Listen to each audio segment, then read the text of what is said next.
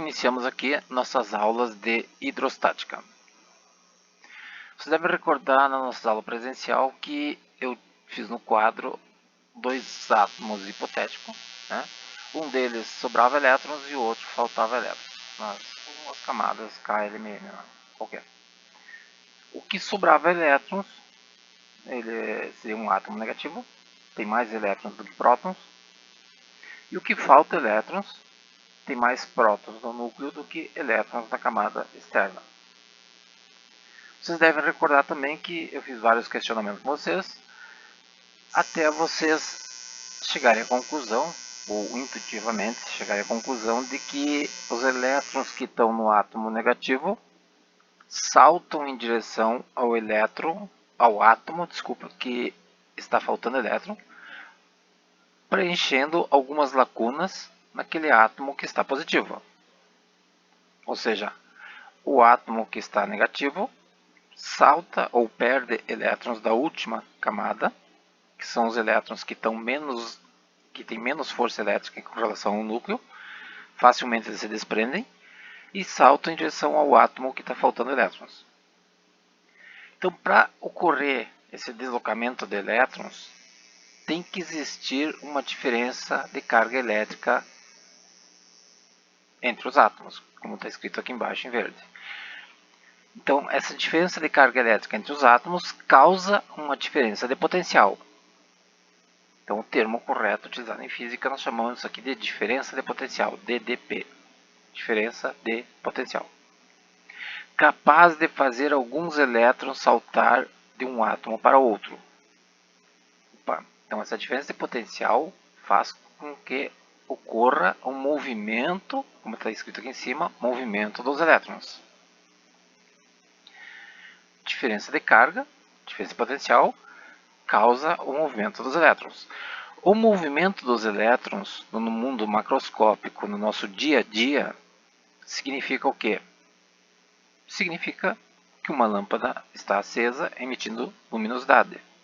Significa que um motor elétrico está ligado, causando a rotação no eixo, força mecânica.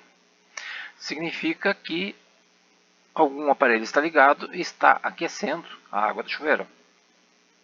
Significa que uma pessoa pode ter tomado um choque. Significa que um químico, né, um trabalhador artesanal, pegou uma correntinha e colocou em uma substância química e deixou ela banhado a ouro. Ou seja, uma pintura eletrostática, eletrólise, né? A correntinha ficou banhado a ouro. Então, existem 5 efeitos causados pelo movimento dos elétrons. Esses 5 efeitos nós podemos visualizar no dia a dia, né? A luminosidade, o eletromagnetismo causando o movimento no eixo do motor, o aquecimento, né? Efeito Joule, aquecimento, o efeito fisiológico, que não é nada agradável, mas quando utilizado na medicina é muito importante, o choque elétrico, né? E a eletrólise, que é o efeito químico, utilizado para fazer banhado a ouro, banhado de prata, galvanizar algum material que você não quer que enferruja, né? Então, a diferença de potencial causa o movimento dos elétrons. Esse movimento dos elétrons proporciona um dos 5 efeitos que a gente pode visualizar no nosso mundo macroscópico. Pensando em lâmpadas, lâmpada incandescente, aquela lâmpada antiga que já está em extinção, né? Uma lâmpada de 100 watts proporciona mais luminosidade que uma lâmpada de 25 watts. Se ela proporciona mais luminosidade, é porque ela tem um potencial maior. Então, essa diferença de carga entre os átomos proporciona o movimento dos elétrons, que proporciona um potencial, a potência medida em watts. A diferença de carga que existe na tomada, onde nós ligamos o nosso aparelho, é 220 volts. A quantidade de elétrons que passa pelos condutores é medida em amperes. E a potência dos aparelhos é medida em watts. Fácil de entender, né? Tudo está relacionado ao movimento dos elétrons. Tá, Mas o que faz com que a lâmpada de 100 watts tenha potencial maior que a lâmpada de 25 watts? Bom, se vocês olharem a lâmpada bem específico, vocês vão ver que o filamento da lâmpada de 100 watts ele é curtinho, tem maior espessura, tem menor comprimento e maior diâmetro. Facilmente se movimentam os elétrons. O filamento da lâmpada de 25 watts ele é bem longo, fazendo uma curva por dentro da lâmpada, e bem fininho, causando uma dificuldade para os elétrons se movimentar, resultando em menor potência e menor luminosidade. Então existe um item aqui que se chama resistência, um conceito chamado resistência. A resistência causa uma certa dificuldade para os elétrons se movimentarem, e quando se movimenta menos elétrons eu tenho menos efeito dos 5 efeitos da corrente elétrica e resultando menos potência. Então nós temos 4 conceitos bem distintos. Diferença de potencial, que é a voltagem, 220 volts. A amperagem, que passa pelos aparelhos, que é o movimento dos elétrons. O que limita a amperagem, que se chama resistência, né? Causa uma certa dificuldade para os elétrons se deslocar. E o resultado final de tudo isso é a potência. Potência em luz, potência em aquecimento, né? Potência do motor elétrico. Tá, se nós observarmos, então nessa apostila aqui, observarmos logo abaixo aqui, tem uma série de explicações. A lâmpada incandescente, os 5 efeitos que eu falei, então o eletromagnetismo, né, a eletrólise, o efeito fisiológico, o efeito Joule e o efeito luminoso, que está aqui na lâmpada incandescente. Aqui nós temos a lâmpada incandescente antiga, aquela com filamento antigo. Essa aqui é aquelas que está vindo da China agora, uns filamentos bem bonitinhos, né? Só para enfeite, decoração. E agora está vindo umas lâmpadas incandescentes no que o filamento está dentro de um bulbo, um gás de alta pressão. É uma lâmpada incandescente mais sofisticada, halógena, né? Eu falo muito da lâmpada incandescente, esta lâmpada antiga aqui, porque ela é perfeita para entender e estudar a eletricidade básica e para fazer alguns experimentos de eletricidade básica. Então aqui nós temos o filamento, um zoom na resistência da lâmpada, né? Esse filamento causa o efeito de resistência, dificuldade para passar os elétrons, né? Aqui ele está vermelho, aquecido a 3.000 graus Celsius, tungstênio, né? Aqui a lâmpada de 100 watts, que possui uma resistência R, medida em ohms. O filamento é curtinho e tem maior diâmetro, mais espesso. Aqui a lâmpada de 40 watts, que tem uma resistência muito grande, medida em ohms. O filamento ele faz uma volta gigantesca por dentro da lâmpada, comparado com esse de 100. E o filamento é bem fininho, né? Não esqueçam que esse filamento tem toda essa torção aqui ainda, né? Então ele é muito longo, certo? E isso que faz com que tenha resistências diferentes. A lâmpada de 100 watts tem uma pequena resistência. Tudo isso ligado em 220 volts vai passar uma amperagem grande. A lâmpada aqui nesse exemplo de 40 watts tem uma grande resistência, em virtude do tungstênio, que é longo e mais fino. Grande resistência, ligado em 220 volts, vai passar menos amperagem. Se passa menos amperagem, tem menos potência. Se tem menos potência, menos luminosidade. Então voltamos à nossa apostila, certo? Descendo um pouco mais, voltamos ao nosso modelo do átomo hipotético, onde que está faltando elétrons e o outro sobrando elétrons, né? Ocorre então, inicialmente, nós temos aqui uma diferença de potencial.